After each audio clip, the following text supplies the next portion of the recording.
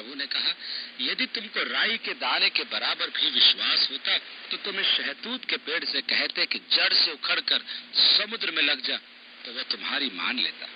हम ये भूल करते हैं और विश्वास को परिमाण में राई के दाने के बराबर मान लेते हैं।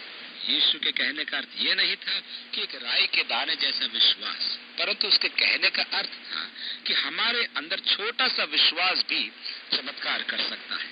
इस प्रकार मैं सोचने पर विवश हो जाता हूँ कि मेरा विश्वास कितना है।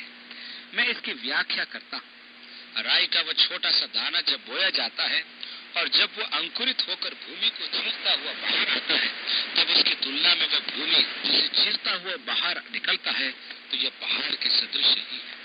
यहाँ जीवन का एक सिद्धांत है जो पहाड़ों को भी हटा सकता है।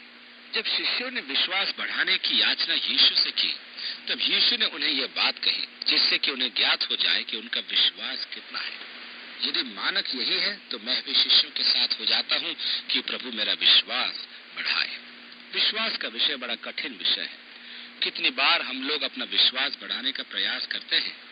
आप विश्वास को नहीं बढ़ा सकते।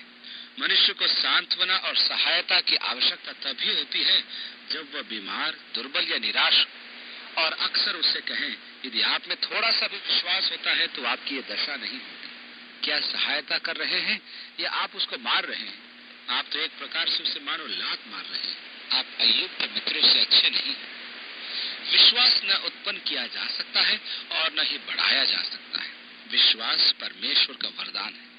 पहला कुरिन्थियों 12 अध्याय में लिखा है कि यह पवित्र आत्मा के वरदानों में से एक है।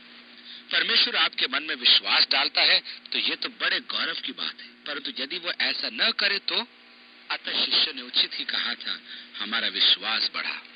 7वीं आयत में लिखा है, तुम में से ऐसा कौन है जिसका दास हल जोतता या भेड़ें चराता हो, और जब वो खेत से आए तो उससे कहे, तुरंत आकर भोजन करने बैठे। यीशु अपने शिष्यों को समझा रहा था कि दास का अर्थ क्या है, क्योंकि शिष्यों को उसने दास होने के लिए बुलाया था।